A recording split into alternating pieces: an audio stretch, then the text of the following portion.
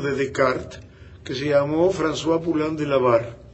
Es asombroso cómo él, en estos 3 trabajos que estoy preparando, habla de algo que llama la ciencia de nosotros mismos. Y dice, no es posible conocer el universo, conocer la sociedad, si no nos conocemos a nosotros mismos. Y dice, la ciencia de nosotros mismos es la ciencia que sintetiza a todas las ciencias. Y en ese sentido, pareciera que Poulain de la Barre estudió con Edgar Morin. Es decir, que estamos en ese renacimiento, que es un renacimiento que yo puedo referir a la filosofía clásica. La filosofía era la ciencia de todas las ciencias. Después se fragmentó y, sin embargo, en la época clásica, los físicos eran filósofos. Todos los matemáticos, todo el mundo era filósofo, precisamente porque no había la concepción de una fragmentación súper especializada. Entonces yo pregunto, ¿puede hacerse un paradigma de la complejidad? Creo que hay una contradicción, no sé qué piense Edgar, porque el pensamiento de Edgar Morin y toda esta tendencia a concebir la complejidad como algo de manera inconsciente es lo contrario de los paradigmas. Es un paradigma que tiene que estar en perpetuo cambio, cuestionándose a sí mismo y planteando nuevas posibilidades permanentemente. Si paradigma es algo rígido, no hay paradigma de la complejidad. Si el paradigma consiste en la renovación permanente del pensamiento y del conocimiento y consecuentemente del pensamiento, tenemos un paradigma. Ahora, este renacimiento, ya me voy a tardar solo 30 segundos, yo pienso que nació o renació como algo imprescindible cuando la humanidad entró en lo que yo he llamado la revolución de la desesperanza. El 6 y el 9 de agosto de 1945, en nuestro inconsciente, en el inconsciente de la humanidad, se plasmó la posibilidad de la destrucción total, de la humanidad y la destrucción total del planeta. En ese momento en que la superespecialización llevó al uso de la energía atómica para la guerra, al uso de los conocimientos de la cibernética para la guerra, al planteamiento de la destrucción absoluta de todo lo viviente, de todo lo existente, por lo menos en la Tierra, se planteó la necesidad del nuevo paradigma. Y voy a recordar a Einstein, que decía que el conocimiento no es lo más importante, porque el conocimiento puede adquirirse. Lo importante es la imaginación que transforma al mundo. Y este es el paradigma, yo creo el paradigma de la complejidad, es el recurso al conocimiento con imaginación para la tolerancia, la paz, la convivencia equitativa. Muchas gracias. Ana Rosa, me parece que quieres hacer un comentario. Era en relación a esto de si la complejidad es o no un nuevo paradigma. Yo creo que es antiparadigmática la complejidad, precisamente porque la construcción de los paradigmas, en tanto preocupación del ser humano por comprender la vida, comprender la realidad, fue generando la construcción de los diversos campos científicos.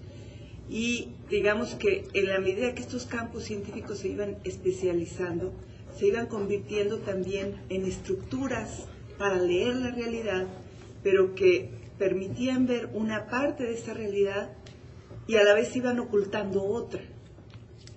Estas visiones paradigmáticas desde las distintas disciplinas fueron generando a la vez en el sujeto, en formación y en los, digamos,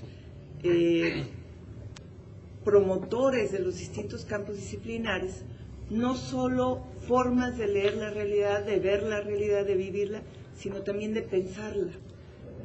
Algo que creo es importantísimo del planteamiento de Edgar Morin es precisamente el que trabajar hacia la construcción de un nuevo proceso y forma de pensamiento, rompiendo estas visiones estancadas o departamentalizadas, segmentadas, y acercarse a visiones articuladoras, a visiones que permitan ir estableciendo conexiones entre diversas visiones, entre diversas culturas, entre diversas concepciones de mundo y también entre diversas formas y estructuras de pensamiento.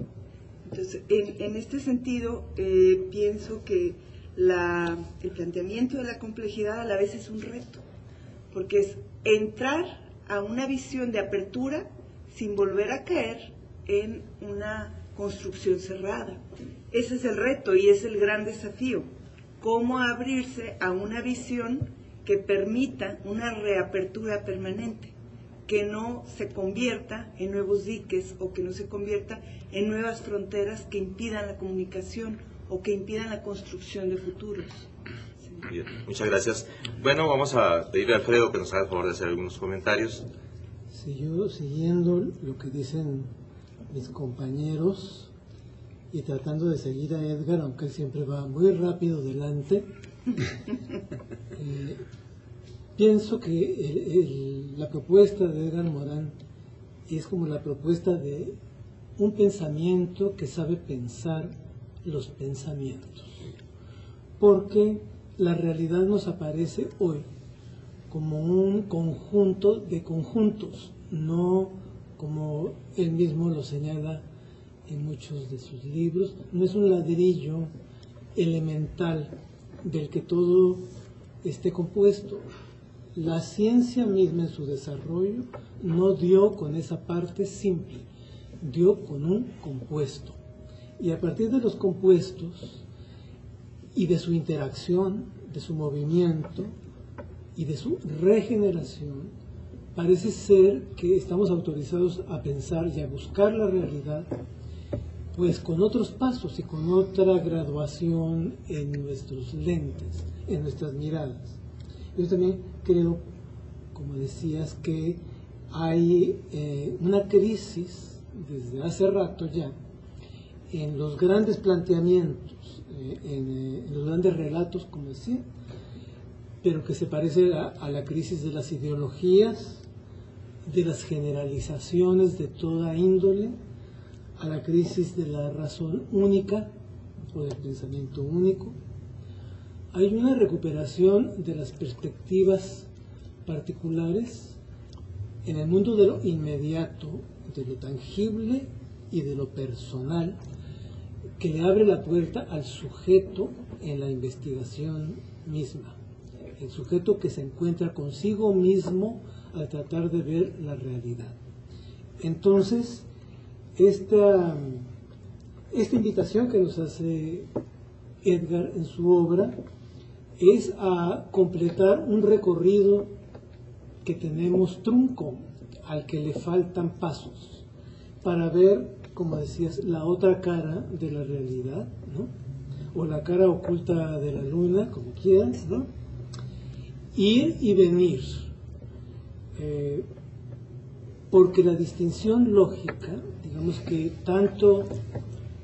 tanta base le ha dado al desarrollo del conocimiento científico y a todo el universo tecnológico que nos rodea, que no negamos, que no podemos negar, y que Edgar mismo reconoce como uno de los logros de la mente humana, aunque la distinción lógica nos ha llevado por todos esos logros. Hoy lo que yo siento es que la distinción lógica es casi contemporánea o simultánea con los resultados prácticos del pensamiento. El momento de la división en el pensamiento está casi inmediatamente aliado con el momento de la práctica productiva. Y entonces no estamos preparados para preparar los efectos, para prevenirnos de los efectos, de las consecuencias no deseadas, de nuestra propia tarea de conocimiento y de nuestra propia tarea productiva. La ciencia y la producción se sabotean